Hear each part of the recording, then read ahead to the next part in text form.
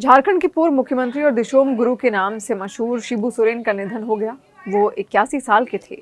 झारखंड के आदिवासी समुदायों के उत्थान के लिए अपने जीवन को समर्पित करने वाले शिबू सोरेन का निधन देश के लिए एक अपूरणीय क्षति है। पिता की हत्या के बाद आंदोलन में कूदे 11 जनवरी 1944 को रामगढ़ जिले के नेमरा गांव में जन्मे शिबू सोरेन का जीवन संघर्ष और सामाजिक बदलाव की मिसाल रहा। आदिवासी समाज के उत्थान के लिए समर्पित उनका जीवन और राजनीति की राह पर उनके पिता सोबरन सोरेन की हत्या ने उन्हें एक नई दिशा दी। ये घटना उनके जीवन का वो मोड़ साबित हुई जिसने उन्हें सामाजिक न्याय और आदिवासी अधिकारों के संघर्ष करने वाला महान नेता बना दिया। हजारीबाग के नेमरा गांव में जन्मे शिबू सोरेन एक साधारण आदिवासी परिवार से थे। उनके दादा चरण मांझी रामगढ़ के टैक्स तहसीलदार थे, जिससे परिवार की आर्थिक स्थिति ठीक ठाक थी। उनके पिता सोबरन सोरेन आदिवासी अधिकारों के लिए सक्रिय थे। प्रारंभिक शिक्षा गांव में पूरी करने के बाद शिबू ने खेती में परिवार का सहयोग किया। 27 नवंबर 1957 को उनके पिता की हत्या ने उनके जीवन की दिशा बदल दी। पिता की हत्या ने शिबू सोरेन को आदिवासियों पर हो रहे अन्याय के खिलाफ आवाज उठाने के लिए प्रेरित किया। पिता की हत्या के बाद शिबू ने महाजनी प्रथा के खिलाफ संघर्ष शुरू किया, जो आदिवासियों के आर्थिक शोषण का मुख्य कारण थी।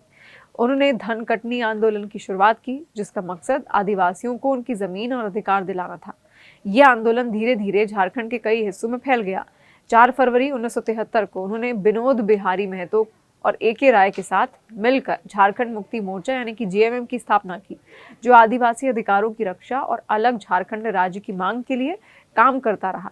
उनके नेतृत्व में झामुमो ने कई जन आंदोलनों का सफल नेतृत्व किया, जिससे उन्हें दिशोम गुरु यानी देश का गुरु का सम्मान मिला। शिबू सोरेन ने 1977 में दुमका लोकसभा सीट से चुनाव लड़ा था, लेकिन पहली बार हार का सामना करना पड़ा।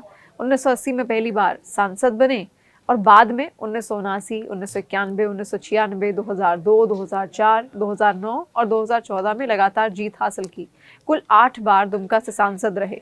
साथ ही वो 2002 में राज्यसभा सदस्य भी थे।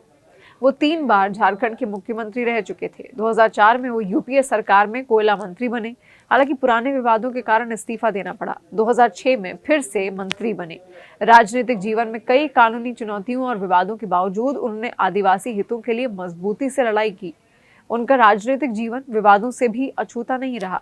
1975 के चिरोडी कांड में हिंसा भड़काने के आरोपों का सामना उनको करना पड़ा, जिसमें 11 लोग मारे गए थे। इस मामले में गैर जमानती वारंट जारी होने पर वो कुछ समय अंडरग्राउंड रहे। बाद में उन्होंने आत्मसमर्पण कर दिया। 1994 में उनकी निजी सचिव की हत्या के मामले में भी आरोप लगे थे, लेकिन बाद में कई मामलों में वो बरी हुए। इन चुनौतियों के बावजूद उन्होंने झारखंड मुक्ति मोर्चा के माध्यम से आदिवासी अधिकारों की लड़ाई जारी रखी। अपने बचपन की एक घटना ने शिबू सोरेन को अहिंसा और शाकाहार की ओर प्रेरित किया। 1953 में जब वो 9 साल के थे, एक कोयल पक्षी की अनजाने में मृत्यु ने उन्हें इतना प्रभावित किया कि उन्होंने मांसाहार छोड़ शाकाहारी जीवन अपनाया। अहिंसा उनके सामाजिक कार्यों में भी दिखी। हालांकि उनके कुछ आंदोलन हिंसक घटनाओं से भी जुड़े रहे। उनकी पत्नी रूपी सोरेन जीवन भर उनका साथ देती रही। उनके बेटे हेमंत सोरेन आज झारखंड के मुख्यमंत्री हैं और झामुमो का नेतृत्व कर रहे हैं। छोटे बेटे बसंत सोरेन और पुत्रवधू कल्पना सोरेन भी राजनीति में सक्रिय हैं, जो सोरेन परिवार को झारखंड की राजनीति में मजबूत बनाता है। शिबू सोरेन के जीवन की सबसे बड़ी व्यक्तिगत त्रासदी उनके बड़े पुत्र दुर्गा सोरेन के निधन की थी। इस घटना ने उन्हें गहरा आघात पहुंचाया और वो लंबे समय तक सदमे में रहे।